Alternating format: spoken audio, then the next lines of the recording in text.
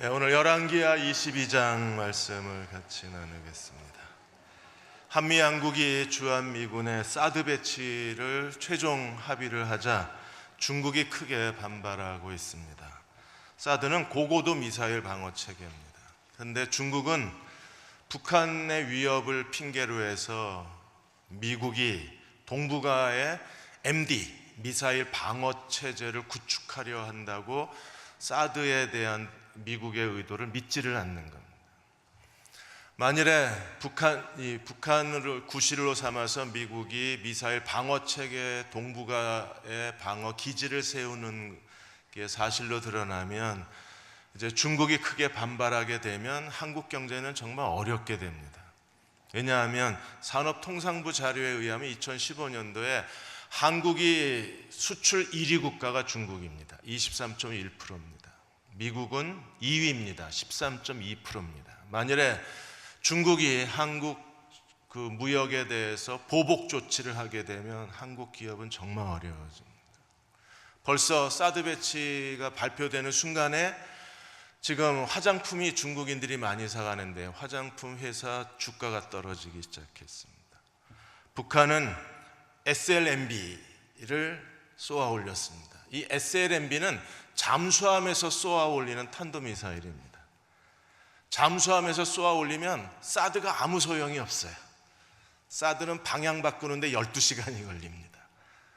그러니까 잠수함으로 이 SLMB 미사일, 탄도미사일을 옮겨서 쏴버리면 사드 해봐야 아무 소용이 없는 거예요.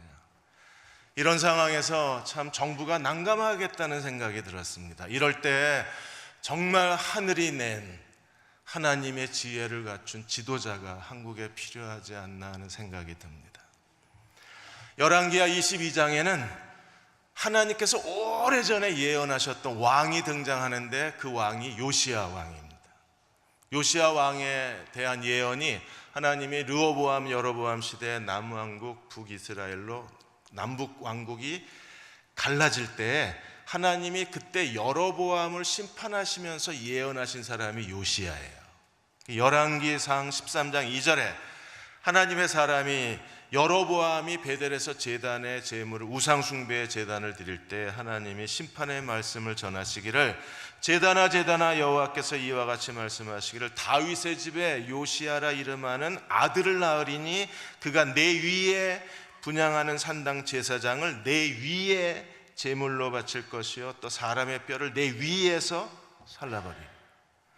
요시야라는 왕이 오게 되는데 그 요시야가 여로보암의 심판자로 온다는 거예요. 그리고 여로보암의 2마리 황소를 베델과 단에 만들고 우상 숭배를 했던 여로보암의 모든 우상 숭배를 깨끗이 청소하겠다는 겁니다. 근데 우리는 이미 BC 722년에 북이스라엘이 아시리아에게 이미 다 망했잖아요. 다 망한 뒤에 요시야가 이 땅에 온 거예요. 하나님의 예언을 따라서. 그리고 요시야를 통해서 하나님이 어떻게 여로보암의 집을 심판하실 것이며 이미 다 망해버린 북이스라엘 여로보암의 죄를 하나님이 어떻게 대청소하실 것인가. 그게 22장 23장에서 우리가 관심을 갖고 지켜보아야 할 내용입니다. 하나님의 요시야를 통해서 어떻게 하나님의 예언을 이루어갈 것인가. 두 가지 측면이 있습니다. 22장에서 요시야는 하나님의 율법책을 발견해요. 그리고 23장에서 하나님의 율법을 완벽하게 성취하는 왕이 요시야 왕입니다. 오늘 우리도 이 시대에서 요시야 왕처럼 율법책을 발견하고 율법대로 순종할 때 우리도 이 시대에서 요시야처럼 하나님께 쓰임받을 수 있는 종이 될 수 있는 거예요.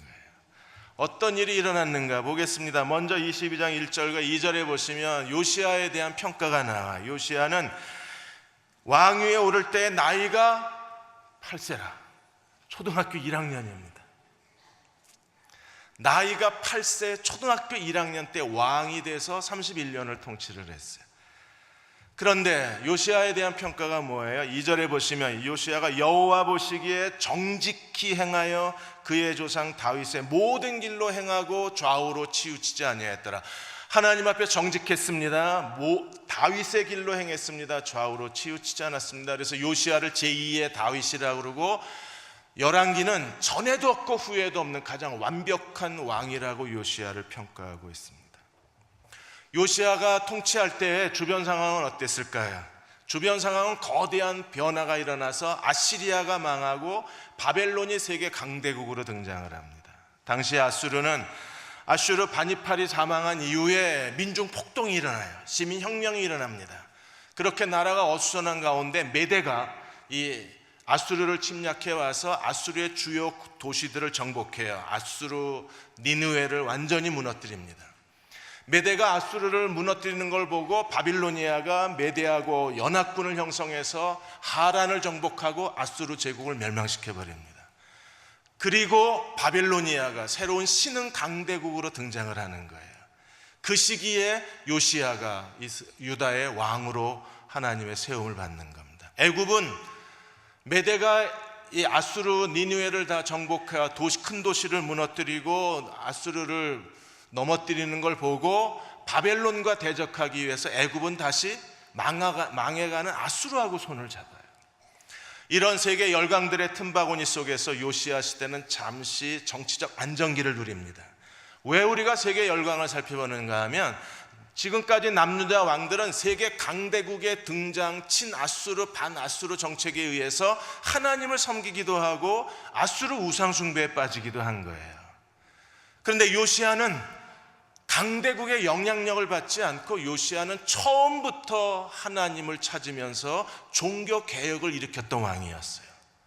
요시야는 율법책을 발견하기 전부터 종교 개혁을 하고 율법책을 발견한 이후에 또 다른 종교 개혁을 하는 거예요.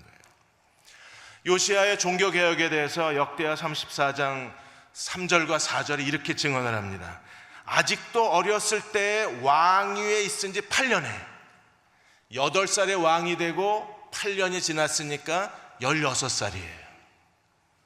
이제 막 사춘기가 시작이 되거나 아니면 사춘기 끝 무렵이거나 중2병을 심하게 앓거나 아니면 중2병에서 막 벗어났거나 그 16살 나이에 요시야는 어떻게 했습니까? 요시야는 그의 조상 다윗의 하나님을 비로소 찾았더라 그랬어요. 16세 하나님을 찾기를 시작을 했습니다. 그리고 12년 이 나이 20살이 되었을 때 요시야는 유다와 예루살렘을 비로소 정결하게 했어요. 비로소 하나님을 찾고 비로소 예루살렘 성전을 정결케 한 겁니다. 어떻게 했나요? 20살에 나이 20에 요시야가 향한 이 종교 개혁은요, 대대적으로 예루살렘을 정결케 하는 놀랄만한 파괴적인 종교 개혁이었어요. 그래서 산당, 아세라 목상, 아로새긴 우상, 부어 만든 우상, 아로새긴 우상, 부어 만든 우상, 사람이 손으로 만든 모든 우상을 다 제거하고 무리가 왕 앞에서 바알의 제단을 무너뜨리자 왕은 제단 위에 있는 태양상을 찍어서 무너뜨려 버리고 아세라 목상, 아로새긴 우상, 부어 만든 우상을 다 가루로 만들어서 우상 숭배한 사람들의 무덤에다 뿌려버립니다. 이게 즉위 12년째 일어난 일이에요. 그리고 즉위 18해가 되던 해, 이게 잘못하면 욕이 돼서 성경이 요시야가 왕위에 있은 지 18째 해에 이렇게 표현을 했어요. 그전에는 제12년에 제8년에 이러다가 18해에 이렇게 되어 있습니다. 18해에 어떤 일이 벌어졌나요? 이제 예루살렘과 성전을 다 정결케 한 다음에 요시야가 하나님의 성전을 리모델링하기 시작합니다. 그래서 그 땅과 성전을 정결케 하기를 마치고 그의 하나님 여호와의 전을 수리하려. 이미 요시야는 그가 16살 때부터 하나님을 찾기 시작해서 20세에 성전을 정결하게 하고 그리고 26살이 됐을 때 성전을 수리하다가 율법책을 발견하는 거예요. 어린 나이에 어떻게 이렇게 하나님을 찾기를 시작할 수 있었을까? 어린 나이에 요시야는 어떻게 예루살렘과 성전을 정결케 하고 파괴적인 종교 개혁자가 되어서 예루살렘에 하나님의 영광을 나타내게 할 수 있었던 이유는 어디에 있나? 우리는 여러 가지 이유 중에 가장 중요한 한 가지 이유가 있습니다. 그것은 요시야 곁에 충성된 하나님의 사람들이 많았다는 사실입니다. 대제사장 hil기야, 서기관 사반, 이 서기관 사반은 요시야 때부터 바벨론 포로 시대까지 서기관, 하나님의 말씀을 기록하고 왕실의 기록을 담당한 자가 되어서 아주 충성되게 유다 왕국의 다윗 왕조를 지켰던 사람이 사반이에요. 그는 하나님의 성경을 요시야 왕에게 전달했을 뿐 아니라 그 아들은요, 그 사반의 아들은 아히감은 예레미야 선지자가 감옥에 갇혀서 죽을 위기가 처하게 됐을 때 온몸으로 예레미야 선지자를 지켜낸 사람이 바로 사반의 아들 아히감입니다. 그 아히감의 아들이 그다랴인데, 그다랴는 나중에 바벨론의 1차, 2차, 3차 포로로 끌려간 다음에 남아있는 유다인들의 총독으로 그다랴가 임명이 돼요. 사반의 손주가. 그런데 그다랴가 죽습니다.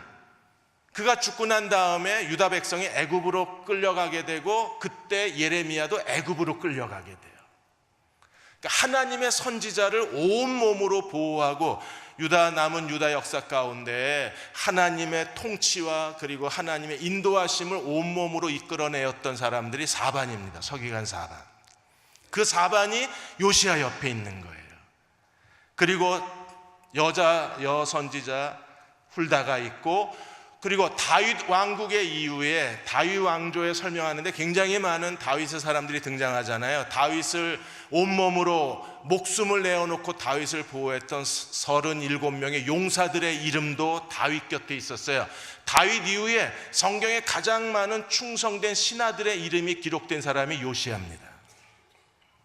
오늘 우리도 하나님께 충성된 사람이 되려면 내 곁에 요시야처럼 하나님께 충성된 사람이 우리 곁에 있을 때 우리는 그들과 더불어 하나님을 섬길 수 있고, 그들과 더불어 하나님의 뜻을 찾아내고 하나님의 영광을 이 시대에 재현해낼 수 있는 거예요. 이번에 조선일보 위클리 비즈에서 뛰어난 어떤 성과를 이루려면 아이디어만으로는 충분하지 않다. 그 아이디어를 실현할 수 있는 파트너를 잘 만나야 된다. 그래서 파트너 경영에 대한, 짝꿍 경영에 대한 글이 하나 올라왔습니다. 이 짝꿍 경영에 대해서 억만장자를 연구했던 사람이 있습니다. PwC의 부회장인 미치 코언이 성공한 기업가 그리고 대기업 그리고 억만장자들을 대상으로 조사하고 그들이 절반 이상의 공통점을 찾아냈는데 파트너가 좋다는 거예요. 그 예로 페이스북에 대한 이야기를 했습니다. 페이스북의 마크 저커버그가 자기 기업을 운영하는데 한계가 부딪힌 겁니다. 이 사람은 아이디어와 새로운 창의적인 능력은 저커버그가 뛰어나지만 회사 경영 능력은 없는 거예요. 그러다가 셰릴 샌드버그를 보고, 그 당시에 셰릴 샌드버그가 구글 부회장이었었어요. 그리고 구글의 새로운 소셜 광고에 혁명을 일으켰던 사람이 샌더버그입니다. 그러자 저커버그가 이 셰릴 샌더버그를 그 페이스북으로 데려가기 위해서 무려 6주 동안 계속 셰릴 샌더버그를 따라다녀요. 그리고 설득해서 데려옵니다. 마크 저커버그의 판단은 옳았어요. 셰릴 샌더버그가 최고 경영자, 페이스북의 최고 경영자로 오고 나서 3년이 지났을 때 페이스북 가입자가 7천만 명에서 7억 명이 됩니다. 10배가 뛰어요. 매출이 2배로 뜹니다. 그리고 페이스북에도 소셜 광고가 시작이 돼요. 좋은 파트너를 만나야 됩니다. 이제 대흥교회도 좋은 파트너를 기다리는 게 아니라 이제는 좋은 파트너가 될 만한 사람들을 훈련하고 키워내는 교회가 돼야 돼요. 여러분들이 하나님을 섬기는 데 있어서도 좋은 파트너가, 우리가 짝꿍 비즈니스를 하는 것처럼 우리도 짝꿍 신앙인이 곁에 있어야, 그래야 마치 다니엘과 세 친구처럼, 다윗과 요나단처럼 함께 하나님 앞에 무릎 꿇을 수 있는 사람이 우리 곁에 있어야 돼요. 여러분들이 자녀를 위해서 기도할 때 중요한 기도 중에 하나가 요시야처럼 하나님께 능력 있게 쓰임받길 원하며 하나님 좋은 믿음의 짝꿍을 달라고 기도해야 합니다. 두 번째로 3절에 13절까지 요시야가 율법을 발견하게 돼요. 요시야는 이제 18해가 됐을 때 하나님의 성전을 보수하기 시작합니다. 벌써 200년이 지난 세월 동안에 하나님의 성전은 다 파괴가 되고 다 허물어진 거예요. 히스기야 때는 그 아시리아에게 조공을 바치기 위해서 성전에 있는 모든 금과 은을 다 벗겨냈기 때문에 성전이 얼마나 초라했겠어요. 더군다나 므낫세 아몬의 57년 동안 종교 암흑기를 지나가면서 하나님의 성전을 내버려 두고 온갖 우상과 신상들 그 새겨 만든 아세라상 목상을 다 세워놨으니까 하나님의 성전은 정말 형편없이 다 망가졌을 겁니다.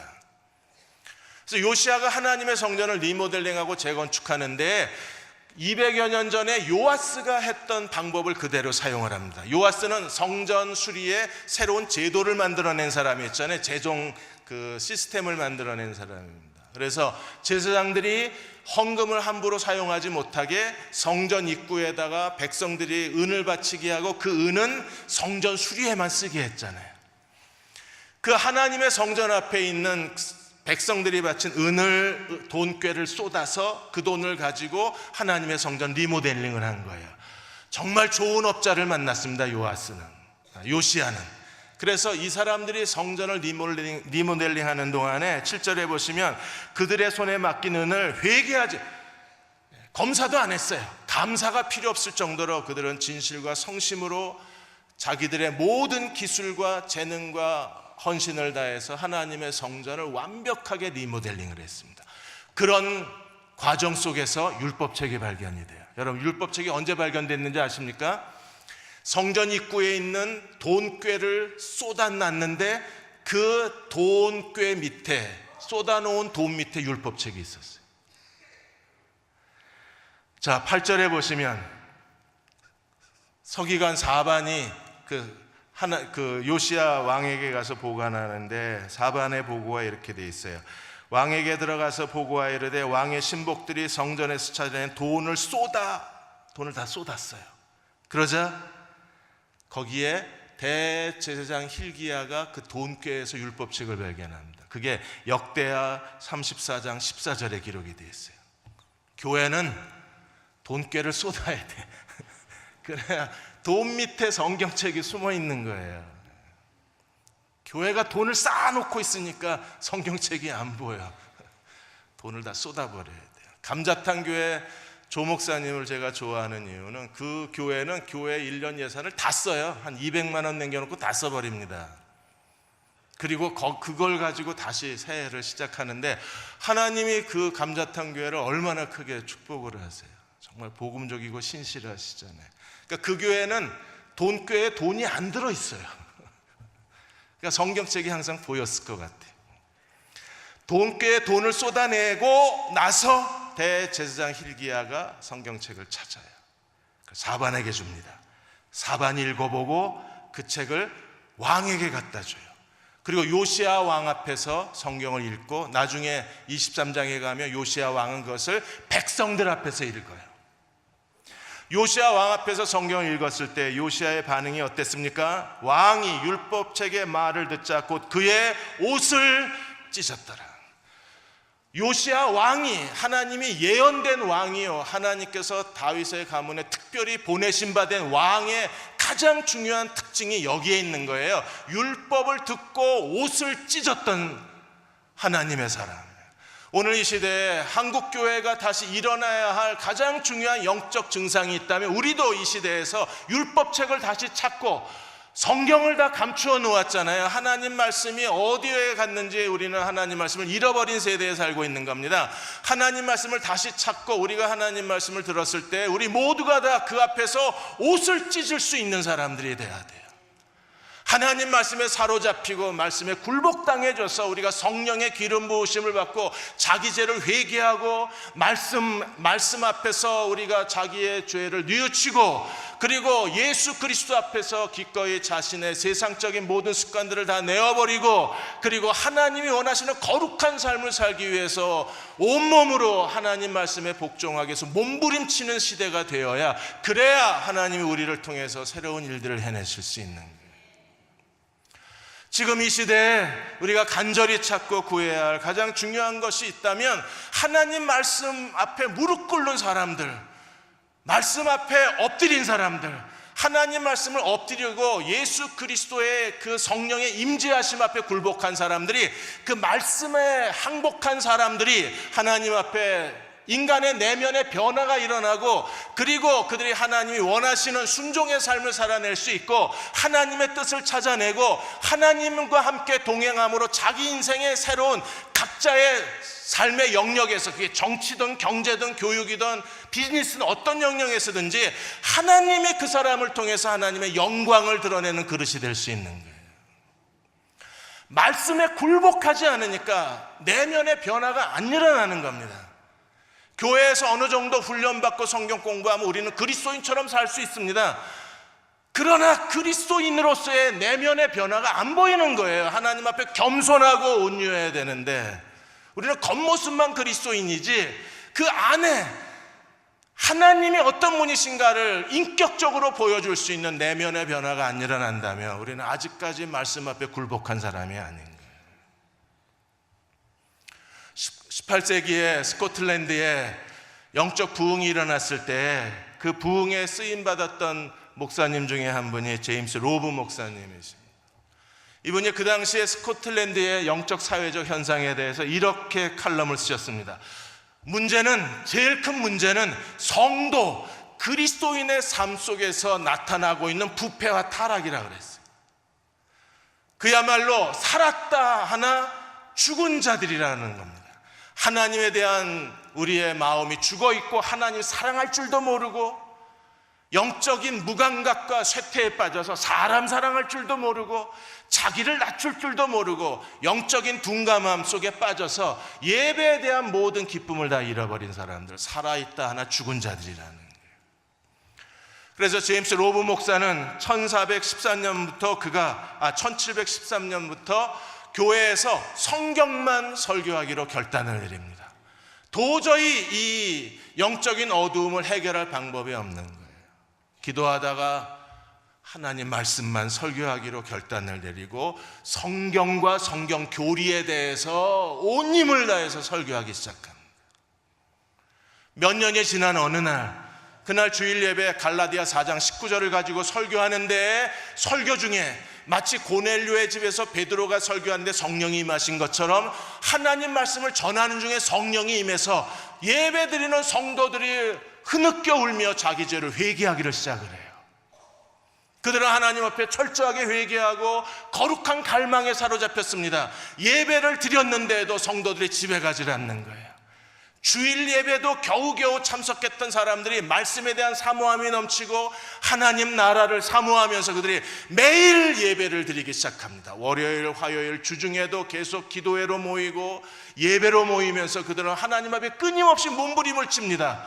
삶의 근본적인 변화가 일어나기 시작하는 거예요. 그들은 정말 그리스도의 십자가 앞에 무릎을 꿇었으며 자기의 죄가 용서받은 것을 온몸으로 체험하고 그리고 그 죄에 대한 두려움에 사로잡히고 하나님 앞에 말과 행실에 거룩한 자가 되기를 힘쓰고 하나님께 헌신하는 일을 조금 더 주저하지 않기 시작하는 거예요. 이렇게 해서 제임스 로브 목사님에게서 시작된 거대한 부흥의 불길이 다른 교회로 옮겨가기를 시작을 했습니다. 그들이 하나님 앞에 엎드려지고 자기 죄를 회개하고 말씀의 사모함에 넘치자 가정이 변화되기 시작합니다. 가정이 변화되자 사회가 변화되기 시작한 거예요. 한국 사회처럼 길거리에서 온갖 지저분한 쓰레기가 가득 차 있고 사람들이 분노의 범죄에 빠지고 자기밖에 모르는 이기적인 사람들이 그리스도 앞에서 거꾸러지고 그들이 완전히 십자가 앞에 엎드려지자 사회가 바뀌기 시작하는 거예요. 사회 윤리 자체가 새로운 체계를 갖추게 되었습니다. 그리고 더 많은 사람들이 부흥의 불길에 동참하면서 그 시대에 하나님의 선교에 이정표를 세우는 선교사들이 하나님 앞에 헌신하기 시작하는 거예요. 우리가 잘 아는 로버트 모리슨, 중국의 선교로 간 로버트 모리슨이 그 불길을 따라서 하나님 앞에 자기를 드렸습니다.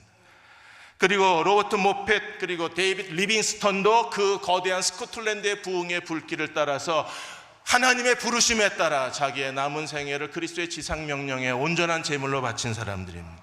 우리가 너무나 잘 아는 윌리엄 캐리도 알렉산더 두프도 그들이 그 거대한 부흥의 불길에 휩싸여서 기꺼이 자기 자신의 남은 생애를 하나님께 드리고 인도에 가서 하나님의 복음을 전했던 선교사들이 스코틀랜드의 1740년에 일어났던 부흥의 불길에 자신을 바친 사람들입니다.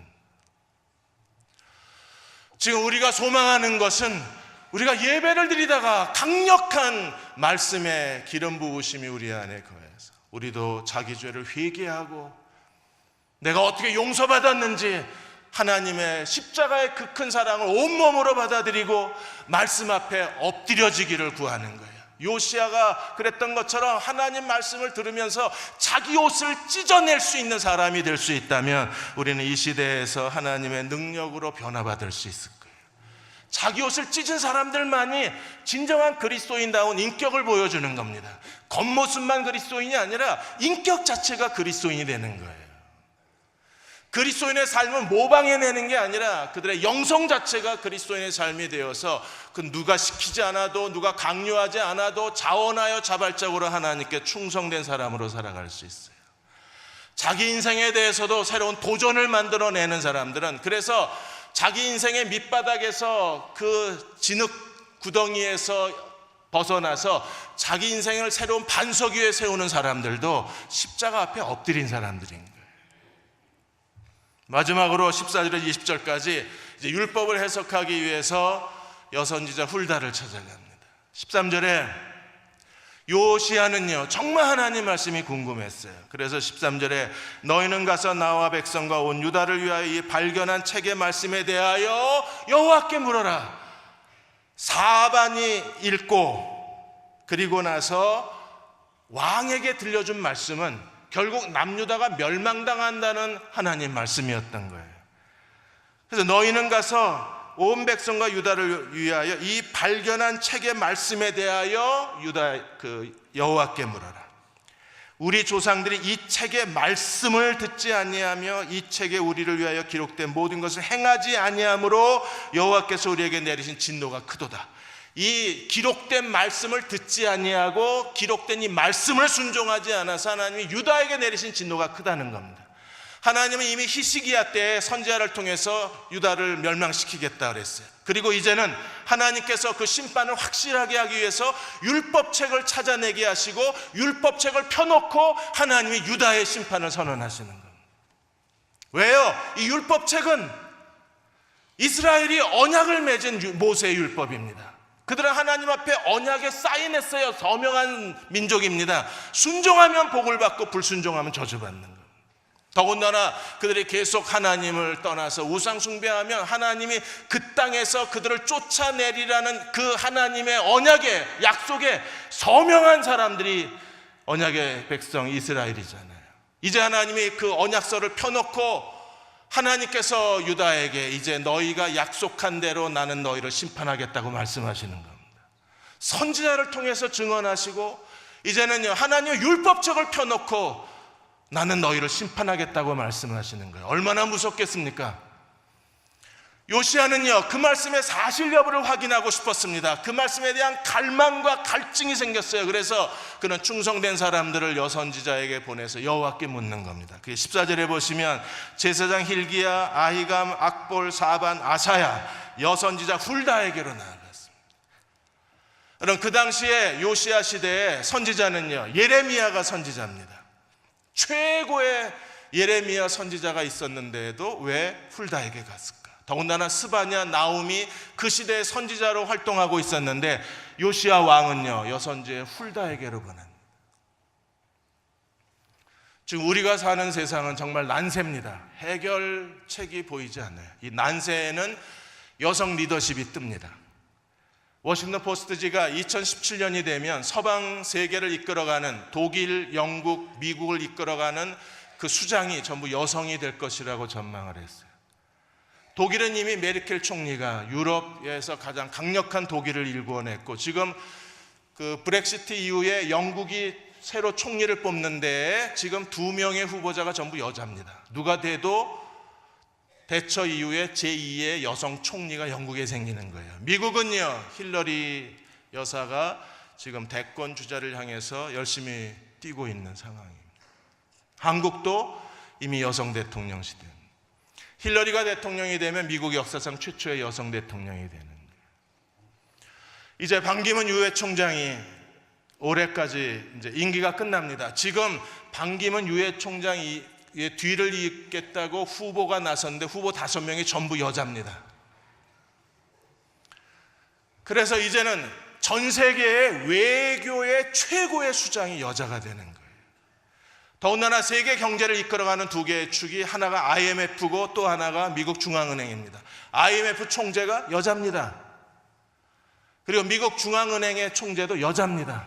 지금 세계 경제를 이끌어가는 두 개의 축은 여자가 이끌어가고 있어요. 거기다가 이제 UN 사무총장까지 여자가 되면 정치, 경제, 외교 각 분야가 전부 여성 리더십이 세상을 이끌어가는 겁니다.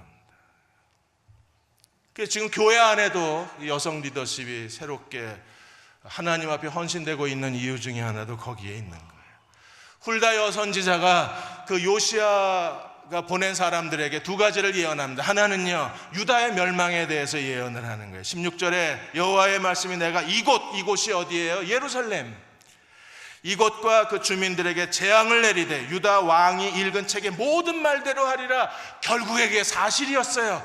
하나님 말씀대로 유다를 심판하시겠다는 걸 다시 한번 훌다 여선지자에게 요시야가 확인한 게 돼버린 겁니다. 이 책의 말대로, 이 책대로, 이 모세의 율법대로 내가 너희를 심판하리라. 빠져나갈 길이 없는 거예요. 그래서 17절에 이는 이 백성이 나를 버리고 다른 신에게 분향하며 그들의 손의 모든 행위로 나를 경록해 하였음이라. 그러므로 내가 이곳을 향하여 내린 진노가 꺼지지 아니하리라. 이제 하나님이 성경책을 딱 펼쳐놓으시고 율법책을 펼쳐놓으시고 이제는 너희가 내 언약을 어겼기 때문에 나는 너희와 언약대로 하시겠다는 거예요. 그리고 하나님의 진노가 꺼지지 않을 것을 말씀을 하셨습니다. 요시야는 어떻게 되나요? 요시야는 하나님의 19절에 다행히 요시야는 하나님의 긍휼하심을 입고 이 재앙에서 벗어나요. 그래서 19절에 내가 이곳과 그 주민에 대하여 빈터가 되고 저주가 되리라 한 말을 내가 듣고 마음이 부드러워서. 그러니까 오늘 우리가 하나님과 동행하는 사람이 되려면 정말 마음이 부드러운 사람이 돼야 돼요. 부드러운 마음은 어떤 마음입니까? 하나님의 말씀을 듣고 옷을 찢을 줄 알아야 돼요. 그 말씀에 권위를 인정하고 그 말씀에 엎드리고 그 말씀에 복종하는 거예요. 요시야가 그랬습니다. 마음이 부드러워져서 여호와 앞고 내 앞에서 겸비하여 옷을 찢고 통곡하였으므로 나도 내 말을 들었노라. 20절에 이 모든 재앙을 내 눈으로 보게 하지는 않겠다는 겁니다. 그래서 요시야는 마지막 유다의 재앙에서 그런 면제를 받아요. 오늘 우리도 요시야처럼 하나님 말씀에 대해서 부드러운 마음의 사람이 되어야 합니다. 요시야는 옷만 찢었을 뿐 아니라 23장 25절에 보시면 요시야와 같이 마음을 다하여 뜻을 다하며 힘을 다하여 모세의 율법을 따라 여호와께로 돌이킨 왕은 요시야 전에도 후에도 그와 같은 자가 없었더라. 요시야가 하나님을 섬기는 것은요, 모세의 율법을 따라 철저하게 율법을 복종하고 율법을 성취하고 율법을 완성하고 하나님 말씀과 함께 하나님을 섬기는 왕은 요시야 전에도 요시야 후에도 없었다는 거예요. 우리도 그래야 되지 않을까. 시편 119편은 다윗이 쓴 시가 아닌데 다윗이 쓴 시로 알려져 있습니다. 거기에 다윗이 119편에서 이렇게 고백합니다. 63절에 보시면 나는 주를 경외하는 모든 자들과 주의 법도를 지키는 자의 친구라. 다윗은요, 까다로운 사람입니다. 인간관계에 대해서 굉장히 예민한 사람입니다. 편벽이 심했습니다. 그는 제한을 뒀어요. 하나님을 경외하는 사람, 하나님 말씀에 순종하는 사람만 나의 친구가 된다 그랬어요. 더 놀라운 고백을 합니다. 119편 165절에 주의 법을 사랑하는 자에게 큰 평안이 있으니 그들에게 장애물이 없으리로다. 여러분, 하나님 말씀에 굴복한 사람들, 성령의 기름 부으심을 받고 예수 그리스도의 십자가 앞에 엎드린 사람들에게는 하나님이 주시는 놀라운 은혜가 있는데 평안함이 넘쳐요. 그들은 어떤 어려움과 시련과 그리고 곤란이 닥쳐도 하나님이 자기와 함께 계심을 믿기 때문에 마음에 평안이 넘칩니다. 지금 제가 목소리가 갈라지는데도 제 마음에 평안이 넘칩니다. 평안이 넘치면 그 다음에는요, 장애물이 없어지는 거예요. 영화배우 김래원 씨가 있습니다. 이분이 영화 실패하고 난 뒤에 슬럼프에 빠졌어요. 오랫동안 슬럼프에 빠졌습니다. 캐톨릭 신자잖아요. 아마 세례명이 요셉인가 그럴 겁니다. 그 슬럼프에 빠져 있는 동안에 계속 술을 마셨어요. 캐톨릭 신자들은 술을 마시니까. 그러다 어느 날 성경을 읽다가 술 취하지 말라는 말에 사로잡혀요. 술 취하지 말라? 이게 무슨 뜻이지? 그래서 3개월 만에 미친 듯이 성경을 읽어서 성경을 완독을 합니다. 항상 깨어있는 시간에는 성경을 읽은 거예요. 그렇게 하나님 말씀을 읽고 또 읽고 말씀 속으로 깊이 들어가서 마침내 말씀 앞에 무릎을 꿇자 놀랄만한 일이 일어나요. 마음에 평안이 넘친 겁니다. 그전에는 자기는 실패한 영화배우 같고 이제 대중에서 멀어진, 그래서 사람들이 외면당한 탤런트인 줄 알았는데 갑자기 마음에 평안이 넘치면서 자신감이 돌아온 거예요. 마음에 평안이 넘치자 장애물도 없어졌습니다. 그리고 SBS에서 드라마 제안이 들어온 거예요. 그래서 박신혜 씨하고 같이 이번에 드라마 새로 시작했습니다. 이름은 여러분이 구글에서 찾아보십시오. 박신혜도 아주 신실한 크리스찬입니다. 우리가 가나에 초등학교를 했는데 벌써 박신혜는 그 팬들하고 같이 가나에다가 시내 무슨 센터인가를 지어서 가난한 아이들을 돕고 있는 거예요. 하나님 말씀으로 채워지자 마음에 평안이 넘칩니다. 자신감이 넘칩니다. 그러자 장애물이 제거가 되고 새로운 길이 열리는 거예요. 우리가 하나님 말씀에 사람이 되어야 될 이유가 여기에 있습니다. 예수님은 더 놀라운 말씀을 하셨습니다. 요한복음 14장 23절에 예수께서 대답하여 이르시되 사람이 나를 사랑하면 내 말을 지키리니. 주님을 사랑하십니까? 그렇다면 우리는 그 말을, 예수님의 말씀을 지켜야 합니다. 예수님의 말씀을 지키면 어떻게 되나요? 내 아버지가 그를 사랑하실 것이요 우리가 그에게 가서 거처를 함께 하리라. 우리가 하나님의 말씀의 사람으로 살면 하나님이 우리를 사랑하신대요. 그리고 하나님이 이삿짐 센터 불러다가 아예 이사를 오신답니다. 어디로? 네가 사는 집으로 거처를 함께 하신다 그랬어요. 주님이 나와 함께 거처를 함께 하신다면 우리는 하나님 뜻대로 살 수 있어요. 성령의 열매를 맺을 수 있습니다. 하나님께 온전히 헌신할 수 있습니다. 마음에 평안이 넘칩니다. 그 앞에 장애물이 없어요. 그 하나님의 말씀의 사람으로 이 시대를 살아가시는 저와 여러분이 되시기를 주의 이름으로 축원합니다. 다 일어나셔서 216장 성자의 귀한 몸 우리 1절만 부르시고 기도하고 축도하겠습니다.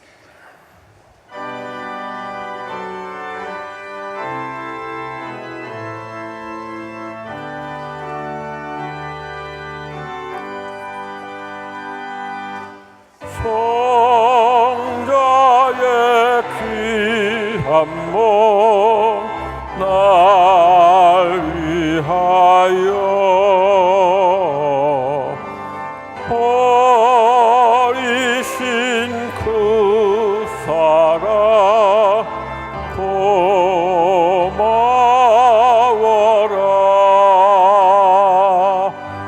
내 머리 숙여서 주님께 비는 말 나무와 주님께 바치리까.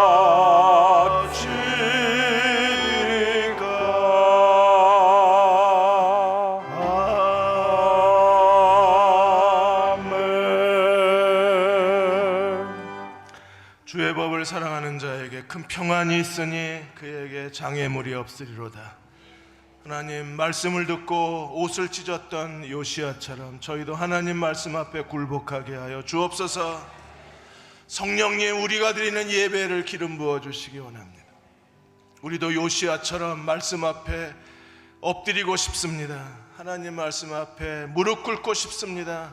우리가 드리는 예배 위에 기름 부어 주사 강력한 성령의 기름 부으심이 우리 위에 있게 하여 주시고, 요시야가 말씀 앞에 옷을 찢고 하나님 앞에 항복했던 것처럼 저희도 말씀이 내 삶의 권위가 되게 하여 주시고 그 말씀에 복종하며 살아가는 주의 백성으로 주 앞에 세워 주옵소서.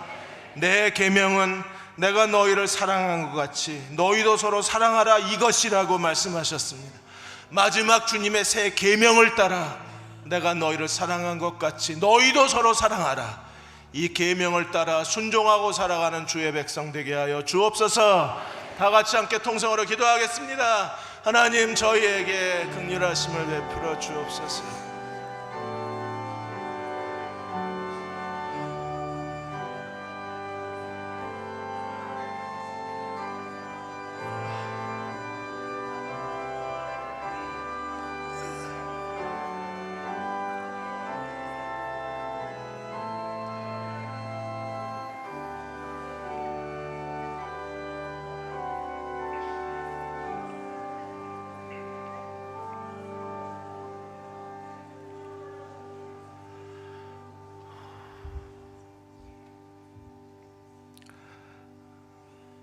아버지, 저희도 요시야처럼 말씀 앞에 옷을 찢으며 주 앞에 서고 싶습니다. 우리의 예배가 요시야가 옷을 찢었던 예배가 되게 하여 주시고, 요시야가 사람들을 여선지자 훌다에게 보낸 예배가 되게 하여 주셔서 말씀 앞에 무릎 꿇게 해주시고, 하나님 말씀이 우리의 영혼을 관통하게 해주시고, 십자가의 사랑이 우리의 영혼을 가득 채우게 하여 주셔서 하나님을 사랑하는 자들이 주의 말씀을 지킨다고 말씀하셨는데, 이 시대에서 하나님을 사랑하는 사람으로 살게 해 주옵소서. 내 아버지가 그를 사랑하실 것이요 우리가 그에게 가서 거처를 그와 함께 하리라. 이 놀라운 은혜와 축복을 받는 사랑하는 모든 교우들이 되게 하여 주옵소서. 지금 우리를 죄에서 구원하신 우리 주 예수 그리스도의 은혜와 하나님 아버지의 무한하신 사랑하심과 성령의 인도하시고 도우신 은혜가 오늘 함께 주일 예배 드리고 돌아가는 모든 교우와 가정과 자녀들 위해, 아직도 삶의 방향을 찾지 못하고 방황하는 사람들 위해, 가난한 우리들의 이웃들 위해 지금부터 영원히 함께 하시기를 간절히 축원하옵나이다. 아멘.